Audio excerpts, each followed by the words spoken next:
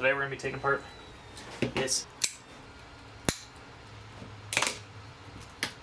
okay, let's see how much I destroyed in the process.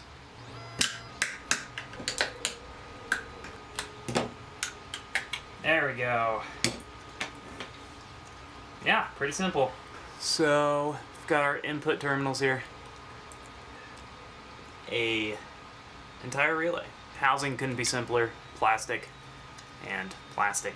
And circuitry to make sure that we have 3.3 volts for our processor's logic instead of the higher voltage coming out of this guy.